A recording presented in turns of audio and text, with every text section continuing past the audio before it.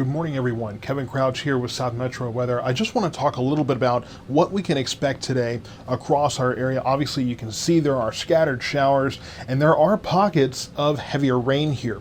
Now, I know that there's been a lot of scary footage and things in the news from the hill country. The good news is I'm not expecting that level of flooding in our area. What I'm expecting here is to see more pockets of heavy rain like this throughout the day.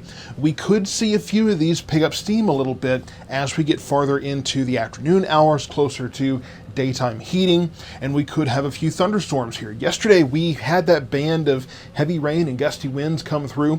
We didn't really have any lightning with that, at least not that I saw. But today we may not be as fortunate. I want to show you something very quickly if I can.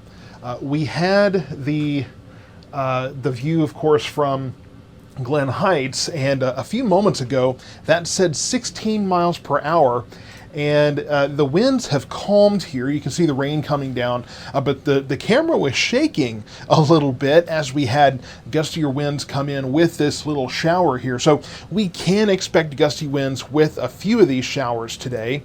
Now, what I will tell you is that I'm not expecting a lot of severe weather from this.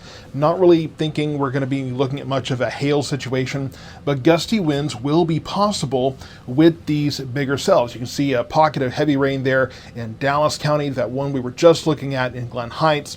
They're near Corsicana, moving into Hill County now, near Hubbard, and then over towards Whitney. So there's just going to be kind of these off and on showers and thunderstorms throughout the day. Initially, I thought we might see a lull in the activity around midday, but it looks like we're just going to see more and more of these rounds of showers and storms through our area today.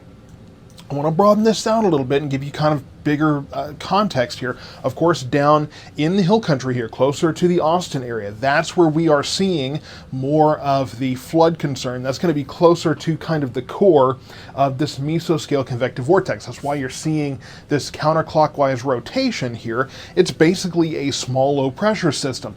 Now, down in this area, you can see there is still that flash flood emergency going on down in parts of Williamson County, west of Round Rock, east of Llano there, south of the Killeen Temple area. So there is still a situation, a serious situation there regarding flooding, where they have had way too much rain. And obviously, of course, like I said, we've seen that footage coming from the Kerrville area as well. But south of us is where we are expecting the more serious flooding, the more widespread flooding. For our particular area today, I'm more concerned about localized flooding. Really, any flood-prone areas that happen to get more than one or maybe several of those persistent downpours for that area. So I will continue to monitor this for you. I do expect just off and on rain throughout the day. We could have a few thunderstorms later today. Could be some gusty winds affiliated with some of those stronger storms, lightning, thunder, that kind of thing.